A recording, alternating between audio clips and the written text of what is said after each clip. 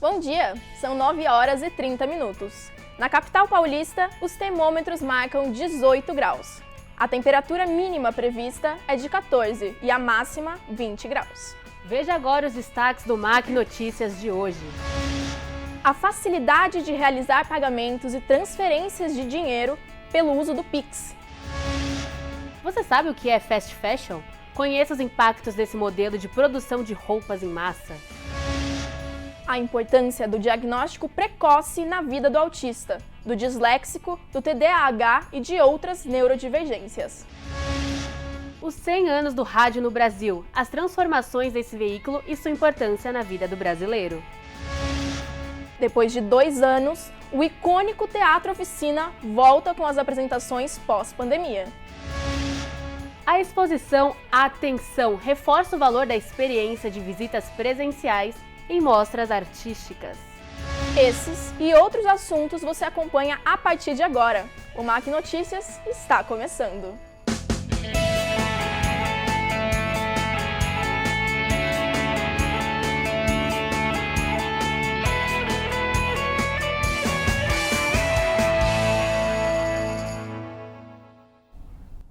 O Pix chegou para ficar, sem taxas e com dinheiro sendo transferido quase que instantaneamente. Essa nova ferramenta de pagamentos tem sido usada por cada vez mais pessoas. O repórter Thiago Patrício foi atrás dos detalhes do uso dessa plataforma de pagamento pelos usuários. A ferramenta de pagamento instantâneo Pix, criada pelo Banco Central em outubro de 2020, é sem dúvida um dos meios mais utilizados pelos jovens. Os consumidores têm maior costume de utilizar o Pix. Segundo eles, essa forma de pagamento costuma ser mais prática e fácil. Para Isadora, estudante de publicidade e propaganda, o Pix é a principal forma de pagamento. Eu acho que ficou muito mais fácil, não tem taxa, já cai na hora, eu consigo transferir já para os meus amigos direto. Tipo, agora eu pedi para as minhas amigas comprarem Starbucks, aí eu já vou fazer o Pix para elas, então já cai na hora e é muito melhor. Júlia, também estudante de publicidade e propaganda, diz que o QR Code também é a maneira muito fácil de utilizar o Pix. Acho que facilita bastante para fazer transações, para QR Code também é um modo bem facilitado para a gente usar, então acaba poupando bastante o tempo. De acordo com o Banco Central, uma pesquisa feita desde novembro de 2020, em uma escala de 0 a 100, o número de Pix realizados entre as pessoas físicas ultrapassam 70. Ou seja, as transações são em sua maioria de pessoa para pessoa. Ao mesmo tempo que muitos consumidores agradecem pela chegada do Pix, alguns comerciantes notaram que os clientes ainda costumam pagar com as tradicionais formas de pagamento, como os cartões de crédito e débito e dinheiro. Já para Bruno Rossini, dono da loja de artigos eletrônicos e acessórios BIP, o Pix é importante para a empresa, dividindo a maneira de faturamento, mas não é a principal forma de pagamento, que são os cartões de crédito e de débito, além de comentar sobre a falta de dinheiro físico no local. Em nossas lojas, a principal forma de pagamento, eu acho que generalizadamente, são cartões de crédito e débito. O Pix eu sinto que não afetou em nada o meu faturamento, somente dividiu o pagamento quanto crédito, débito e agora Pix. Então, vamos dizer que ficou um Pareto 80-20. Mas isso não impede que a quantidade de chaves Pix criadas aumente cada vez mais. Dados do Banco Central do Brasil revelam que até abril de 2022 foram criadas mais de 438 milhões de chaves de Pix. E transações de todos os tipos são feitas diariamente. Para Ocia Pimenta, dono de um estacionamento no bairro de Higienópolis, o Pix é a forma de pagamento mais ideal, mas os clientes ainda preferem os cartões de crédito e de débito. As pessoas, os clientes, preferem o cartão, que é mais rápido. Eles estão sempre na correria e por isso preferem o cartão. Mas, para mim, a Central Park, se pudesse receber todos os clientes em Pix, tava bom demais para nós. Eu uso bastante o Pix, mas ele tem essa demora aí, né, Teca? O que você acha? Tem essa demora e tá tendo muitos golpes também. Você já caiu em algum golpe, amiga? Ainda não, mas quase, hein? Tentaram me aplicar um golpe, usaram o celular da minha irmã, mas a gente foi mais esperta, então deu tudo certo. E agora também existem vários aplicativos que te ajudam a evitar esses golpes. Tem como você proteger seu celular. Quem tem iPhone, inclusive, tem várias dicas para resolver esse problema. Então dá uma pesquisada que eu tenho certeza que você vai encontrar. O Pix trouxe muita agilidade e facilidade para a população, mas também facilitou a aplicação de golpes. A comentarista Gabriele Simeão conta um pouquinho sobre esses crimes e como você pode se proteger. Apesar de tantos benefícios encontrados com o Pix, como instantaneidade de pagamentos, possibilidade de ser realizado em qualquer dia e horário e isenção de taxas a ainda pessoas que não aderiram ao método. Isso se deve principalmente pelo aumento dos famosos golpes de Pix. Entre eles, destaco as mensagens de golpistas se passando por funcionários de banco ou instituições financeiras, simulação de um falso sequestro, o bug do Pix, em que ao tentar se aproveitar do suposto recebimento de valores dobrados, a vítima acaba transferindo dinheiro para o golpista, a clonagem do WhatsApp e o phishing, que ocorre quando a vítima é fisgada por meio de mensagens ou e-mails de cyberfraudadores, que parecem reais e que fazem a pessoa compartilhar dados confidenciais, como senhas e números de cartões, especialmente por links. Vale ressaltar que ao cair em um desses golpes, é extremamente importante registrar um boletim de ocorrência e entrar em contato com o banco para fazer um bloqueio preventivo. Mas, como tudo no país, os brasileiros já conseguiram dar seus jeitinhos para driblar esses crimes, como ter 2 celulares, sendo um para sair nas ruas e outro com os aplicativos de banco em casa, e a constante dúvida ao receber mensagens suspeitas, verificando antes no Google ou com colegas próximos. Assim, com seus pontos positivos e negativos, o Pix vem ganhando destaque. Nosso próximo tema é o fast fashion, ou a moda rápida. As roupas incluídas nesse modelo, como o próprio nome diz, são produzidas e descartadas de forma muito rápida. Por causa disso, essas peças causam grandes impactos sociais e ambientais. É o que a gente vai ver agora na reportagem da Stephanie Cerqueira. O modelo fast fashion faz uma produção em massa e com baixo custo de peças parecidas com o que está sendo usado no momento. Ele procura copiar o visual de roupas de marcas conhecidas, a fim de aumentar a chance de venda dessas peças.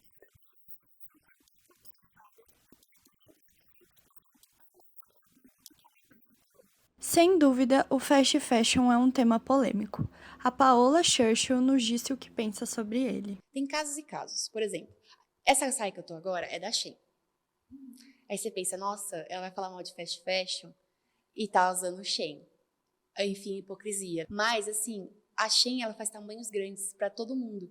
Então, coisa que eu não consigo encontrar nas outras lojas de departamento, eu encontro na Shein. É ruim por aquela questão, tipo, no meio ambiente, a questão, tipo, do trabalho escravo. Na Shein, no caso, que é a única que eu compro, ela fazem roupas do meu tamanho. Então, aí fica nesse impasse, né? É errado, eu sei que é errado, mas as outras marcas não fazem do meu tamanho e tem roupas que eu tenho que me vestir, então eu compro na Shein algumas coisas. Claro que eu sei onde eu posso comprar roupas do meu tamanho também, mas são um pouco caras, então às vezes eu encontro uma coisa ou outra na Shein, então eu compro, mas no geral eu acho meio errado. Além da questão ambiental, há quem diga que o trabalho na produção de peças fast fashion é análogo à escravidão, já que se aproveita de alguns países com mão de obra barata. Como um todo, a moda tem a indústria mais dependente do trabalho manual. É muito complicado a gente entrar nessa questão de eles estão lá porque eles querem ou porque eles estão levados, porque naquela situação, naquele contexto que eles se encontram, não tem muitas opções de trabalho. Eles também não estão muito bem informados sobre o trabalho e a gente que compra também não tem essa informação. Muitas dessas empresas não são transparentes em relação à mão de obra deles, né? A gente chega na loja, compra a peça e a gente tem que começar a se questionar. Quem fez essa peça? O que está por trás disso? Por que está tão barata? A desculpa das grandes marcas para a exploração da mão de obra é que elas querem ser práticas e rápidas nas suas entregas sem muito investimento. Elas têm um trabalho mais pesado nessa questão do trabalho escravo e tudo mais, então eu não consumo. E eu sei que é totalmente errado. Tem toda a questão do racismo que às vezes acontece nas lojas, que aconteceu lá na questão de... Tem aquele código vermelho quando entrava uma pessoa preta dentro da Zara. Então, assim, eu acho complicado. Quando eu vou pesquisar alguma loja antes de comprar, eu vejo a questão dos problemas que tem e tal. Na questão da Shein, não tem muito o que fazer. Então, se tem, as outras marcas não fazem do meu tamanho, então lá eu encontro. A pessoa que compra talvez não tenha outra opção de não ser comprar na C&A, na Riachuelo. Então, a pessoa vai lá e compra, entendeu? Não é culpa da pessoa que a indústria é assim, é culpa da indústria ser assim. Steph, você já tinha parado para pensar nesse impacto do fast fashion, em como isso pode afetar as pessoas socialmente, o meio ambiente? Eu demorei um tempo para pensar nisso. Hoje em dia eu tento consumir em brechó, tento consumir algumas outras formas de moda. Como é que você faz? Até mesmo pela Shein, que é esse aplicativo que a gente pode comprar roupas, essa está sendo a nossa saída. Em meio a tantas polêmicas com essas lojas como a Zara, que foi citada na matéria. E eu acho que é importante a gente sempre buscar, procurar um pouquinho sobre as lojas, de onde a gente está comprando, o que a gente está consumindo. Então, fica essa dica aí. Dá uma procuradinha antes, acho que ajuda a gente a desenvolver essa consciência, é sempre importante. Com toda certeza. E para vocês terem uma ideia, as peças fast fashion são usadas em média 5 vezes, enquanto as peças comuns chegam a ser usadas 50 vezes. É isso aí. Bom, agora a gente vai falar sobre o Profaz, o projeto Fazendinha. Esse é um projeto social localizado na região metropolitana de São Paulo. Quem conta mais sobre a iniciativa que ajuda crianças e adolescentes em situação de carência é o repórter Rafael Santana. O projeto Fazendinha, ou Profaz, como também é conhecido, é uma ONG ligada à Igreja Presbiteriana de Santana, no Parnaíba, cidade localizada na Grande São Paulo. Por aqui, o objetivo principal do projeto é ajudar crianças de 7 a 17 anos. Elas podem realizar atividades diversas, desde aulas de jiu-jitsu, teatro, futsal e educação bíblica. Além das atividades oferecidas a esses jovens, existe também um bazar aqui na instituição, que funciona às terças e quintas e que, por meio da doação de roupas, oferece peças acessíveis de no máximo R$10 às pessoas da região. O projeto aqui foi originado por um grupo de senhoras há 20 anos atrás, que queria atender a comunidade que na época era bastante carente. E nesses 20 anos, a comunidade aqui evoluiu muito. E a nossa ideia é a seguinte, que a gente não quer formar nenhum jogador profissional, mas nós queremos atrair para cá o maior número de jovens e crianças, porque aqui a gente tem um ambiente muito gostoso, saudável, descontraído. E, então a ideia é essa, atrair o máximo de jovens aqui e oferecer atividades saudáveis para que eles possam passar um tempo bom e não estar aí fora fazendo o que não deve. Desde seu início, o Profaz se propõe a trabalhar com os jovens do bairro Fazendinha, local que dá nome ao projeto. A única exigência é que eles estejam matriculados na rede pública de ensino da cidade. Além da possibilidade de aprender novas habilidades, a iniciativa se destaca também pela relação familiar criada entre alunos e professores. Eu trabalho aqui no Profaz, vai fazer 5 anos, né? Eu entrei aqui para substituir um professor e acabei ficando, exatamente por causa dessa relação que eu criei com o espaço aqui, né? E com esses adolescentes, assim, eu fui percebendo que o teatro, ele entrou como um espaço de troca, realmente um espaço onde eles conseguiam se desenvolver, né? Também, sobretudo quanto seres humanos, assim. Então, eu fui me identificando muito com os adolescentes e aí eu fui ficando 1 ano, 2 anos, 3 anos e aí eu não consigo mais sair daqui porque cada ano que passa eu vou vendo quanto o teatro, por exemplo, vai transformando, né? E não só o teatro, mas o encontro mesmo. E o que será que as crianças e adolescentes pensam do Profaz? O Henrique, que é aluno e voluntário por lá, nem sempre foi fã do projeto, mas hoje ele já tem até grandes planos para seu futuro. Eu comecei não querendo, eu tentei até fugir da aula, né? Começou com jiu-jitsu, mas aí, com esses tempos que eu andei passando, eu até perdi timidez, comecei a lutar jiu-jitsu, informática, ganhei mais experiência. Não sabia nem mexer no computador, né? Hoje eu tô sabendo fazer gráfico, currículo, planilha. E no jiu-jitsu, que eu decidi ser minha profissão, né? Futuro que o professor tá ensinando, eu já tô bem avançado. Vou participar até de campeonato. Aqui eu não considero como só um curso, né? Eu considero todos a minha família. Bom, o projeto começou a crescer esse ano e está ajudando. Depois que passou a ser divulgado na internet, assim ele atinge cada vez mais pessoas. A repórter Daniele Rodrigues agora está ali do lado de um dos pontos de doação aqui no campus Higienópolis e vai contar um pouquinho sobre a campanha. Bom dia, Dani! Bom dia, Esther. Bom dia, Bia. Bom dia a todos. Olha, daqui 15 dias começa o inverno, mas aqui na capital de São Paulo já dá para sentir o gostinho desse frio. Eu estou aqui na rua Piauí, número 143, e aqui nós temos uma caixa de papelão. Nessa caixa de papelão você pode fazer a sua doação de roupa, que vai para alguma instituição, pessoas carentes que precisam dessas roupas. A gente também vai ter a Cruz Vermelha, que está tendo uma campanha de agasalho. Essa campanha de agasalho vai ter como público-alvo os moradores de rua. Dados da Prefeitura de São Paulo apontam que essa população cresceu em 31% nos últimos 2 anos. Além disso, também temos nas estações de metrô, da linha 4 amarela, 5 lilás e de trens 8 diamante e 9 esmeralda, essas doações de roupas que você também pode fazer. No caso, é para Bazar Geração Falcão. E claro, a gente não pode esquecer que essas roupas e esses mantimentos não podem ser rasgados, sujos, tem que estar em bom estado, não é mesmo? Volto com vocês no estúdio. Dani, maravilhosa, muito obrigada pelas informações. Veja a seguir. Saiba a importância do diagnóstico para pessoas neurodivergentes. E mais, a rádio está fazendo 100 anos no Brasil e os alunos do Mackenzie estão preparando um programa especial para homenagear esse veículo. O Mac Notícias volta já.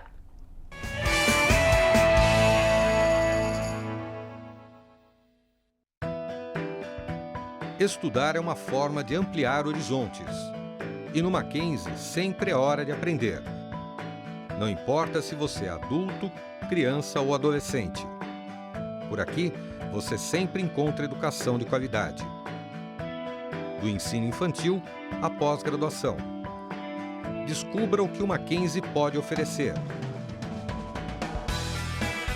Acesse o nosso site.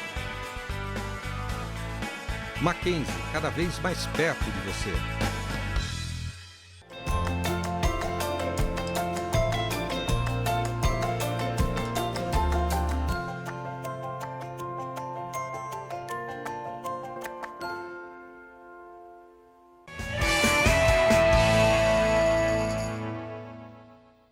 Neurodiversidade, um tema tão importante, mas que muitas vezes continua desconhecido. A repórter Nilceia Parisi vai esclarecer quem são as pessoas neurodivergentes e fala também sobre a importância do diagnóstico precoce. Você sabe o que é a neurodiversidade? Neurodiversidade? Nunca ouvi falar. Pior que ainda não.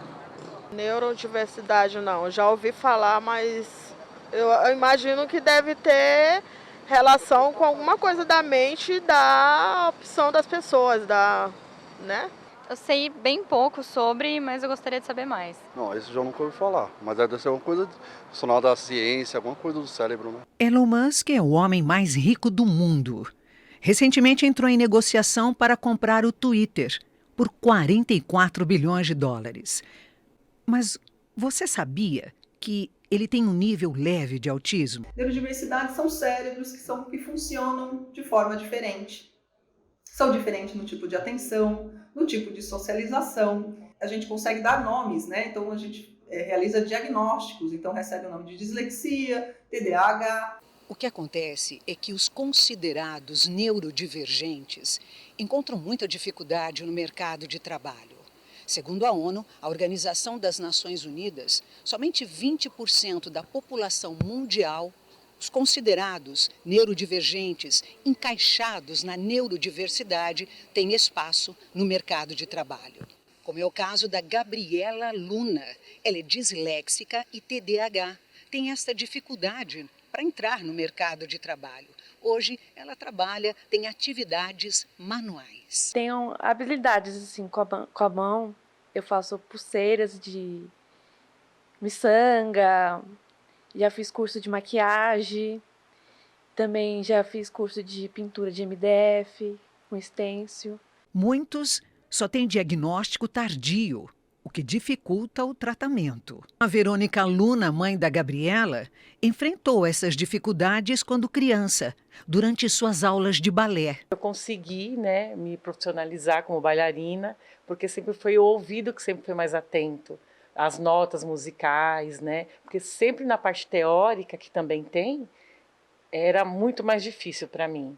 Nessa época ninguém falava em déficit de atenção e nem dislexia.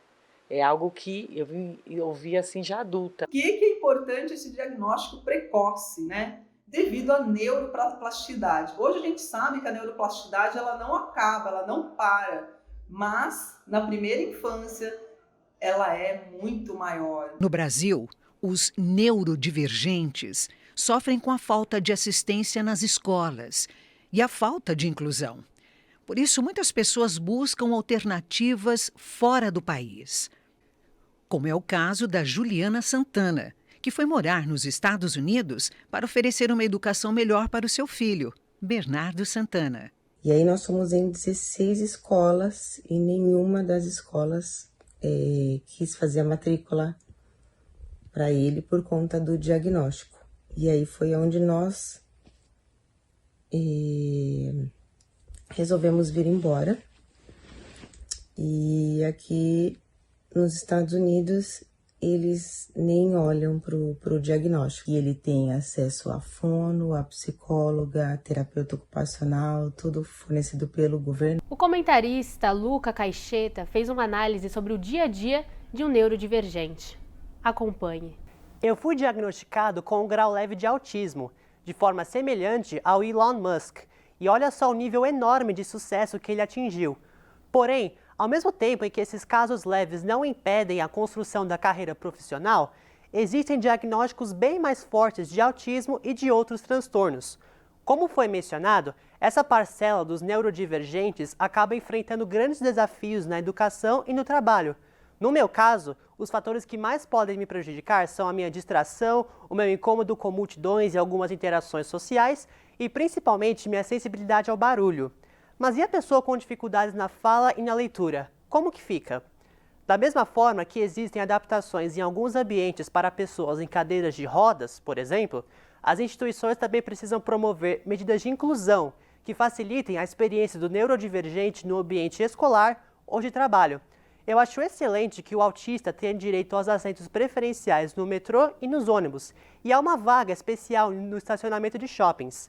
São medidas como essas que poderão mudar a realidade de muitos que, como eu, fazem parte da multiplicidade da sociedade brasileira.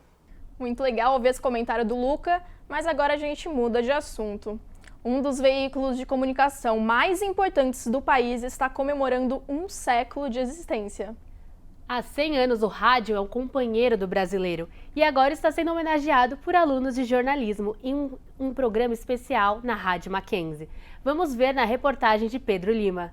Bom dia, sejam muito bem-vindos aos 100 Ondas de Rádio. Há muito tempo, o rádio acompanha os brasileiros nos estádios e até no carro, a caminho do trabalho. O rádio faz parte do dia a dia da população. No dia 7 de setembro, esse meio de comunicação tão importante comemora 100 anos no Brasil.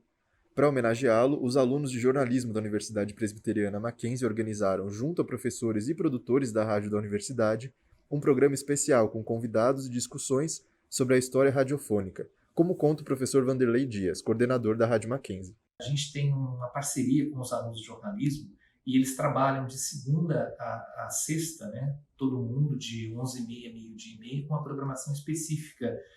Cada dia um estilo de programa. Então, a gente resolveu juntar todas essas pessoas, cada um dos produtores desses programas, e fazer um sobre rádio. Fazer um na segunda-feira, especificamente sobre os 100 anos do rádio, buscando alunos que trabalham em rádio, ex-alunos que trabalham em rádio, que trabalharam em rádio, para que cada um conte um pouquinho da sua experiência nesse meio de comunicação. A primeira transmissão de rádio do Brasil aconteceu no mesmo dia em que se comemora a independência do país, em 7 de setembro de 1922, com a fala do presidente Epitácio Pessoa anunciando a inauguração da cadeia radiofônica no país. A primeira estação de rádio só surgiu de fato no mês de abril do outro ano, 1923. Foi a Rádio Sociedade do Rio de Janeiro, fundada por Roquete Pinto, quando a cidade ainda era a capital do país, para, segundo o cientista, tirar a ciência do domínio exclusivista dos sábios para entregá-la ao povo.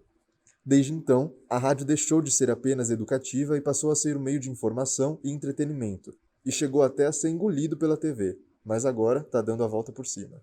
Rádio AM, rádio FM, rádio de pilha, rádio no carro, no celular, quem nunca parou uns minutinhos para ouvir uma notícia, ouvir um jogo de futebol do seu time, ou ouvir uma música naquela estação de música pop. O rádio já acompanha os brasileiros há 100 anos, mas será que ele está ficando ultrapassado? Para tentar acompanhar os avanços tecnológicos, as rádios têm apostado na publicação de seus programas em plataformas de streaming e também no uso da imagem em suas transmissões. Assim, o ouvinte também vira telespectador e consegue se conectar ainda mais com os apresentadores. Eu acho fundamental que se tenha imagem até para mostrar um pouco de bastidor, que é aquilo também que o ouvinte deseja, que o ouvinte procura. Então a inserção da imagem no rádio, eu entendo que nada mais é do que um caminho natural para esse veículo que está se reinventando há tantos anos aqui no Brasil. A lista de convidados é longa. Já passaram pelo estúdio da Rádio Mackenzie Danilo Gobato, Vitor Lupato, Luiz Nascimento e outros grandes nomes. O professor Álvaro Bufará, que também participa da produção dos programas, fala da importância de receber esses entrevistados no especial 100 Ondas de Rádio.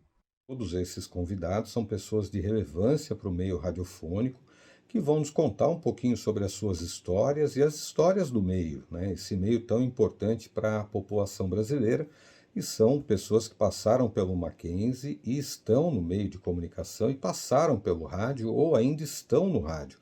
Então, é muito importante poder ouvir essas pessoas e ouvir as suas histórias e a sua relação com o meio rádio, já que estamos falando dos 100 anos de rádio no Brasil. A gente sempre ouve essa história, né, que o rádio vai acabar conforme vão surgindo novos meios, mas o rádio se mantém ativo. Eu acho que o rádio é o primeiro momento em que você tem a notícia atualizada, clara, imediata, o meio mais fácil de você conseguir ficar informado. Então eu acho que o rádio, nada substitui o rádio como meio de comunicação. Belíssima matéria.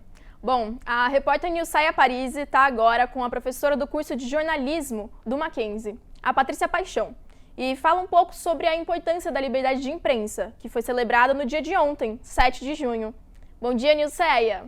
Bom dia, Esther. Bom dia, Bia. Bom dia a todos que nos acompanham.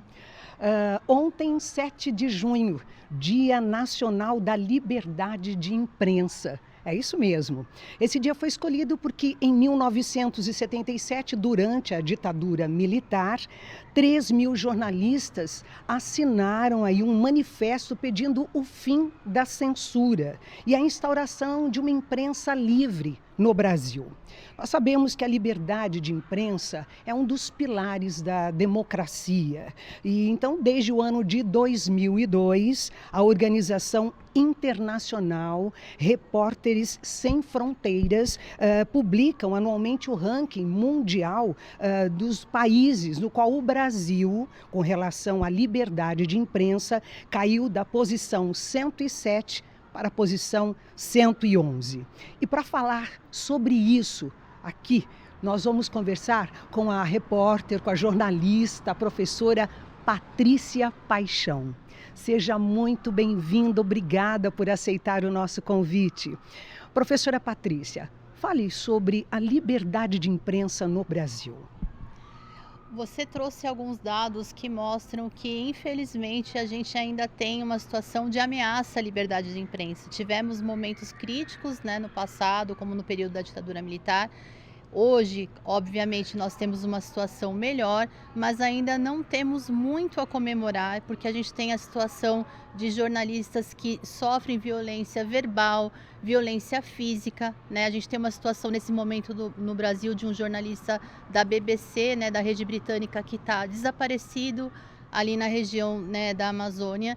Então é uma situação bastante preocupante, porque são profissionais que lutam pelos direitos dos cidadãos, né? Sem liberdade de imprensa, os direitos dos cidadãos não são garantidos, porque nós jornalistas somos profissionais que elevamos a voz dos cidadãos, né? Mostramos no que esses cidadãos estão sendo prejudicados.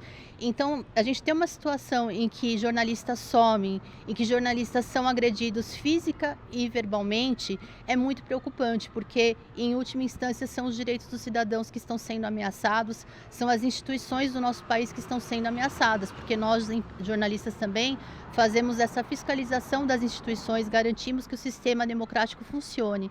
E a gente tem um presidente que, infelizmente, nos ataca diariamente, sistematicamente, que tem a imprensa como inimiga da nação, sendo que deveria nos ver como aliados, né? Então, infelizmente, não temos muito a comemorar com essa data e esperamos que essa situação melhore, porque um jornalismo livre significa uma sociedade com seus direitos garantidos. Muito bem. Professora Patrícia Paixão falando conosco dessa importância da imprensa no país. Para fecharmos essa nossa conversa, particularmente como jornalista, você já se viu numa situação de perseguição? Eu particularmente não, mas eu tenho colegas que sofrem essa perseguição diariamente, né? Que já sofreram situações de ameaça por conta do seu trabalho, né? Tiveram que sair do país, inclusive, por fazerem reportagens investigativas, né? Então, isso é uma situação que me deixa muito entristecida, porque a gente percebe que você pode exercer a sua profissão até certo limite. A partir do momento que você atinge o interesse de um grupo poderoso, você não vai ter um respaldo para trabalhar.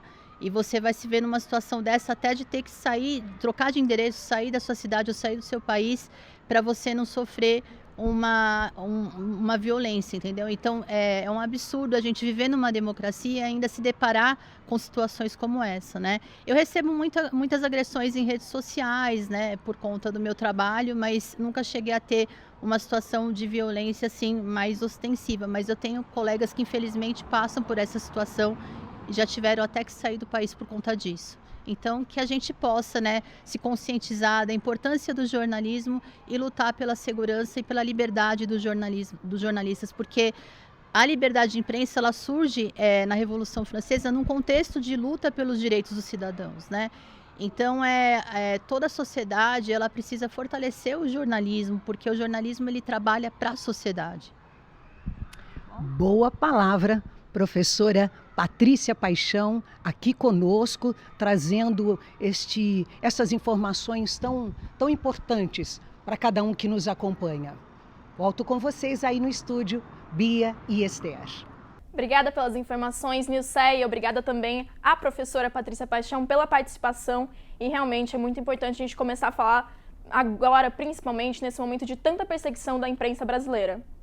Bom, a gente volta agora a falar sobre as apresentações presenciais que voltaram a acontecer no Teatro Oficina. E os detalhes de uma exposição que está fazendo muito barulho na internet. Você vai saber o porquê depois do intervalo. Voltamos já.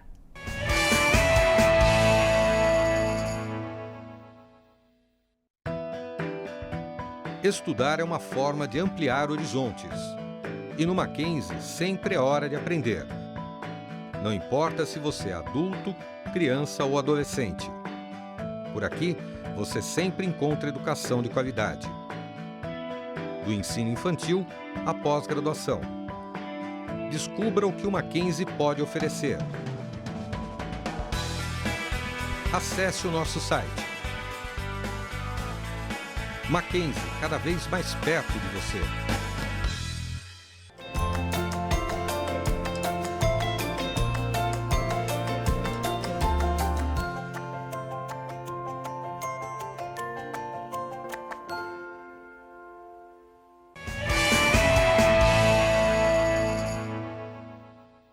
Após 2 anos e meio de isolamento causado pela pandemia, o Teatro Oficina, uma das casas de espetáculos mais icônicas da cidade de São Paulo, voltou a receber plateia ao vivo. Mais informações com o repórter Gabriel Modesto. Vamos ver. Sem plateia, não tem teatro. E foi isso que aconteceu durante a pandemia de Covid-19. Vários teatros fecharam suas portas e encerraram suas atividades presenciais. Essa é a situação daqui, do Oficina, um dos teatros mais famosos do Brasil. Depois de 2 anos de portas fechadas, as atividades retornaram, trazendo de volta a vida à plateia. Não, está sendo muito importante para todo mundo, para os atores, para os técnicos, para as plateias, né, para o público, pessoas que realmente a cultura, o teatro, ela é essencial. Seja o teatro, o cinema, a música, artes plásticas, dança, para o ser humano sair um pouco da brutalidade do seu dia a dia, né? Um pouco de poesia, um pouco de entretenimento, um pouco de descontração. A gente não tem mais nada para fazer aqui. Nem nenhum outro lugar. Não fica assim, Gogô. Amanhã vai dar tudo certo. Será? Claro. Você não ouviu o que o mensageiro disse? Não. Disse que Godot vai chegar amanhã.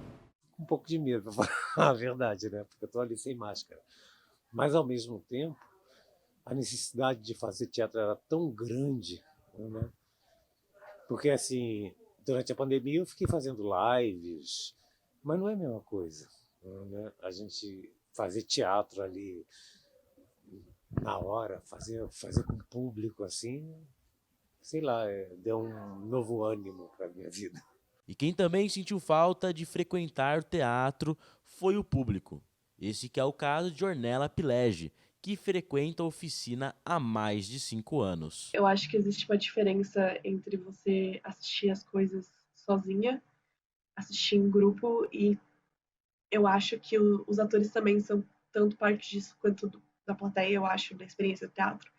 porque é uma coisa que você está reagindo em tempo real com as pessoas na sua frente, e depois você consegue ver a quebra nitidamente, pelo menos na maioria das peças, quando os atores vão agradecer, e eu sou uma pessoa que costuma ficar depois para falar com os atores depois, e é muito legal ver a quebra de ator e personagem, e você conseguir fazer esse distanciamento ao vivo, e eu acho que também é muito legal, de uma experiência do coletivo, ver a reação de pessoas que não esperavam nada e foram entregues tudo. Entendeu a pergunta? Yes. Então responde. Recebido calorosamente pela plateia,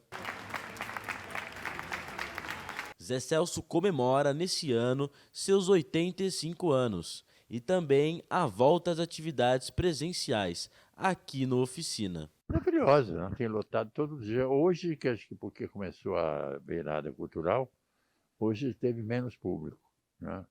Porque até agora nós tivemos pouco público hoje e também no Dia das Mães, domingo, né? Aqueles almoços. Não, porque os outros dias lota, superlota. Vem desde o Sesc que vem lotando, né? Quer dizer, é uma proeza essa, porque Esperando Godot é uma peça difícil, né? É uma peça... Mas nós conseguimos. Zé Celso e o Silvio Santos vivem hoje em uma briga judicial pelo terreno da Oficina.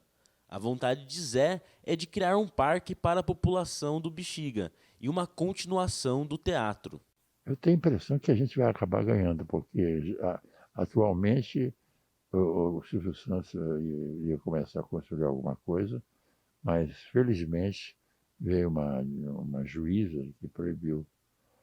Ele está sob uma liminar impedindo. E às 10h30 vou participar de uma reunião com os vereadores, liderados pelo Suplicy, que é um dos maiores lutadores por esse parque. E eu quero muito esse parque, né? Nós todos queremos. Muito bom ver o Zé Celso falando e também os artistas voltando ao seu habitat natural aí. A gente continua falando de cultura, porque o Leandro Ellis vem para São Paulo com a exposição Atenção. Para entender por que a artista escolheu o nome sonoramente ambíguo, acompanhe a reportagem de Gabriele Simeão. Com a retomada da vida presencial e a desobrigatoriedade do uso de máscaras no Brasil, aos poucos a vida volta ao normal. E é neste cenário que encontramos, por exemplo, iniciativas de artistas tentando engajar o público ao retorno para exposições culturais presenciais, especialmente aquelas que são imersivas e só fazem sentido com a interação das pessoas, como é o caso da exposição Atenção, idealizada pelo artista argentino Leandro Ellis, fica no CCBB, Centro Cultural do Banco do Brasil, no centro da cidade de São Paulo. Durante nossa passagem pela exposição, conversamos com Beatriz Baldavira, estudante de 19 anos, que aproveitou o seu tempo livre no final de semana para conhecer a exposição com as amigas. Você já tinha participado de outros eventos culturais presencialmente depois da pandemia do Covid-19 ou esse é o primeiro? Eu já tinha participado, já tinha ido na Pinacoteca algum tempo atrás, faz pouco tempo, é recente. E foi bacana, porque também fazendo trabalhos dessas coisas, a gente acabou também vendo a Pinacoteca online e ver presencial é completamente diferente. Você já imaginou entrar em uma piscina e sair sem estar molhado? Ou viajar de Tóquio a Nova York em segundos? Essas e outras experiências você encontra aqui, no Centro Cultural do Banco do Brasil, na exposição Atenção, até o dia 20 de junho, de forma gratuita. E o que você achou da exposição Atenção? É muito bacana, tem bastante coisa legal. Tem bastante assim reflexão, coisas bem legais. Tem a da nuvem, né, que ela faz a nuvem, vários pontinhos, é super bacana de ver. Tem uma que me chamou muito a atenção, que foi a do elevador, que ele tinha um poço, então era meio um elevador invertido, assim, então era uma reflexão muito assim doida, mas era muito legal. E a piscina também, né, que a piscina foi a principal atração. E você acha que você teria essa mesma experiência se essa exposição fosse apenas online? Não, definitivamente não, porque no online a gente acaba perdendo, né? A gente não tem como ver de perto, como ali andar em volta, explorar os outros ângulos, né? Então faz bastante falta não ter as exposições presenciais. Ficou curioso para conhecer esses 16 diferentes cenários? Então atenção, não esqueça de fazer o agendamento pelo site do CCBB. Os ingressos são disponibilizados semanalmente toda sexta-feira ao meio-dia. É importante comparecer na exposição com eles impressos, um documento original com foto e o comprovante de vacinação. Assim podemos desfrutar desse momento com segurança. Gostou? Então vem mergulhar nessa você também. E olha só, esse passeio pela exposição Atenção é uma ótima dica de passeio para o Dia dos Namorados, que está chegando aí dia 12, mas vale destacar que ela fica em cartaz até o dia 20 de junho, então corre. E agora vamos com o esporte. Esse ano Mackenzie volta ao Juca, os Jogos Universitários de Comunicação. Depois de 3 anos e a ansiedade dos alunos só aumenta. O comentarista Arthur Neves nos conta um pouquinho sobre as expectativas para o torneio tão aguardado pelos mackenzistas. Boa tarde. Bom dia, Arthur. Bom dia, Esther. Bom dia, Bia. Tudo bem? Bom dia. Bom, vamos falar sobre o Juca, os Jogos Universitários de Comunicação e Artes, que é organizado pela LACA, a Liga Atlética Acadêmica de Comunicação e Artes. O Juca teve a sua primeira edição no ano de 1993 e desde então movimenta diversas faculdades e os seus alunos que durante os jogos viram atletas. O Mackenzie é o maior vencedor do Juca, com 15 títulos, tendo uma dinastia entre 1996 e 2006, com 11 títulos seguidos. Durante a edição de 2008, o Mackenzie inscreveu infelizmente 6 atletas de maneira irregular, acarretando na expulsão da universidade pelas próximas 3 edições. Após o pagamento das punições, a nossa universidade está de volta, agora na série prata. Além das tradicionais competições dentro do âmbito esportivo, como futebol, basquete, vôlei e handebol, também teremos as festas, com shows de Pedro Sampaio, Glória Groove, Turma do Pacode e MC Drica. O Juca será realizado na cidade de São Carlos, aqui no interior de São Paulo, dos dias 16 a 19 de junho, prometendo ser um grande evento, uma vez que, por conta da pandemia de Covid, os jogos não foram realizados. E aí, meninas, vocês vão? Eu vou dizer que eu não vou porque por motivos de frescura. O Juca é muito assim pra mim, eu sou mais caseira, vou deixar aí pro pessoal que gosta de curtir esse ambiente. Bom, eu ia, mas por conta da saúde não irei mais, infelizmente, porque eu sei que vai ser maravilhoso os jogos e a Atlética tá assim animada, os alunos estão animados, então quem for, aproveita bastante. Bom, e aí a gente só espera também que o Mackenzie dê sorte que conquiste mais um, né? Com certeza. Pro nosso nome, 16 títulos, quem sabe. Eu deixo a curtição aí pra vocês que gostam desse tipo de coisa, mas eu fico torcendo daqui, mandando minhas boas energias aí pros times do Mackenzie. Bom, e assim, torcendo pro Mackenzie no Juca, o Mac Notícias vai ficando por aqui. A gente deseja um ótimo dia para todos vocês que estão acompanhando a gente. Um bom dia e até mais!